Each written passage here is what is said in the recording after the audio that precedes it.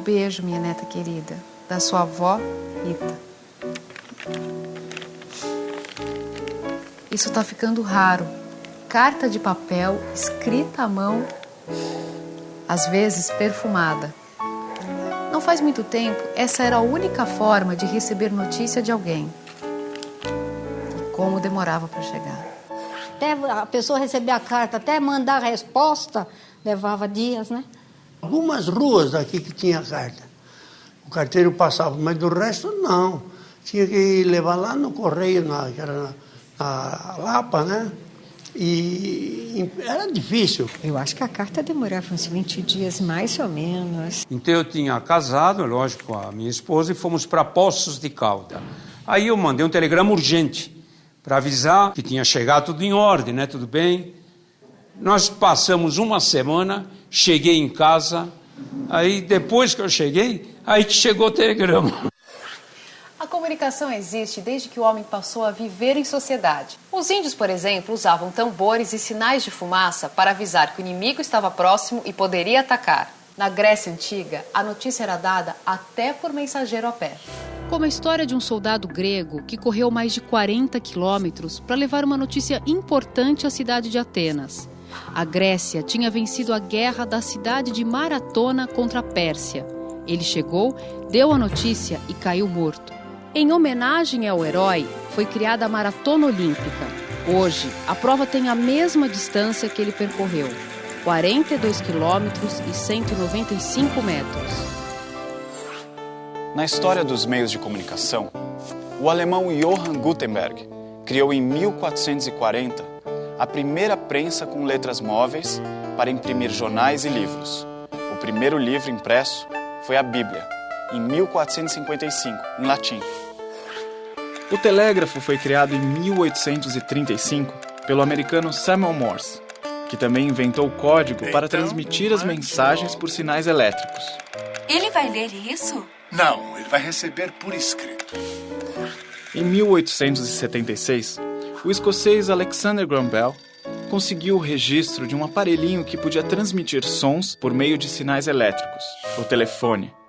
Ele nem sonhava que muito tempo depois, 5 bilhões de pessoas no mundo teriam um telefone portátil. O cientista italiano Guglielmo Marconi foi o inventor do rádio, um sistema que transporta a mensagem entre grandes distâncias através de ondas eletromagnéticas no espaço.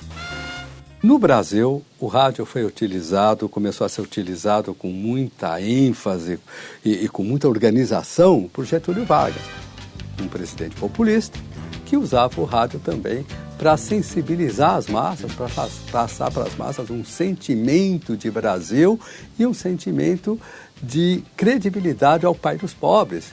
Então, o Getúlio Vargas fazia seus grandes discursos também, até em campos de futebol, transmitia esses discursos para toda a população brasileira, através da Rádio Nacional, e com isso ele criou, de alguma forma, junto com uma programação de lazer, de novelas, de música, de publicidade, de jingles e muita informação política, ele acabou criando um sentimento muito interessante nacional, criou uma rádio que era o centro de tudo, a Rádio Nacional do Rio de Janeiro, tinha auditório, ela fazia transmissões esportivas, enfim, era o grande elemento de lazer da população brasileira. E é importante dizer que nesses anos 30, 40, o rádio acaba indo para a sala de estar. O rádio acaba fazendo com que a indústria do entretenimento venha para a sala, para a casa das pessoas. Então elas não têm mais que sair para ir no cinema, mas no caso, com o rádio, a radionovela chegava em casa, a música, a transmissão esportiva, enfim, os discursos políticos faziam com que as pessoas pudessem se informar, se divertir dentro de casa. Um dia, a caixinha que só falava ganhou imagens. O mundo começou a entrar na nossa casa via satélite.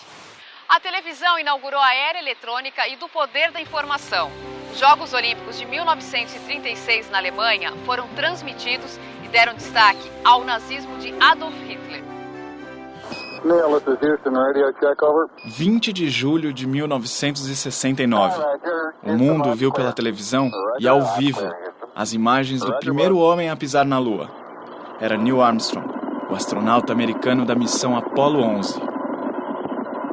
Após a Segunda Guerra Mundial, o mundo ficou praticamente dividido, né? De um lado a União Soviética, do outro lado os aliados, os Estados Unidos, Inglaterra, França, enfim. E iniciou-se não mais uma guerra de armas, mas uma guerra fria, através da propaganda e contra-propaganda ideológica. Toda vez que nós temos situações de conflitos, guerras importantes, existe o desenvolvimento de novas tecnologias nas várias áreas, na área de comunicação, na área de armamento, enfim, na área de transporte. Então, as guerras, infelizmente, acabam impulsionando esse tipo de pesquisa por uma necessidade de dar soluções rápidas. Na área de comunicação, muitas das soluções que nós temos hoje, veículos de comunicação, acabaram sendo pensados e desenvolvidos a partir de situações de guerra. O Sputnik, primeiro satélite artificial, foi lançado pela União Soviética em 1957. Hoje, a órbita da Terra é ocupada por cerca de 2.700 satélites para transmitir telecomunicações, mapear cidades, observar o meio ambiente e prever as mudanças de clima, entre outras funções. Todas essas informações via satélite hoje passam por qualquer computador. Esse aparelho revolucionário foi uma ideia desenvolvida desde os anos 20 do século passado. Em 1946, o computador ENIAC, criado por cientistas norte-americanos, era 1000 vezes mais rápido que os anteriores, mas pesava 30 toneladas. O computador veio substituir as antigas calculadoras mecânicas. Ele teve um grande impulso no seu desenvolvimento durante a Segunda Guerra, para ajudar cálculo de trajetória de balas, de foguetes, de coisas desse tipo. Mas, devido à versatilidade que o equipamento apresentava, rapidamente migrou para aplicações comerciais e depois para aplicações genéricas. O microcomputador, para uso individual, apareceu em 1975. Atualmente, o computador, na verdade, entrou dentro dos equipamentos em geral. Então, o seu micro-ondas tem um computador lá dentro, a sua televisão tem um microcomputador lá dentro, o seu telefone tem um microcomputador lá dentro. Então, o computador, de alguma forma, contaminou, né, para o bem, todos os equipamentos de nosso uso geral. E como esses equipamentos tendem a falar entre si, esses equipamentos em breve estarão todos conectados, como já acontece com as pessoas via redes tipo internet. Então, o computador é, digamos, a nossa ligação, tanto no mundo humano, onde as pessoas se comunicam, como no mundo das máquinas. Com toda essa tecnologia conquistada, toda a informação rápida que temos, que mundo nós ainda queremos ter?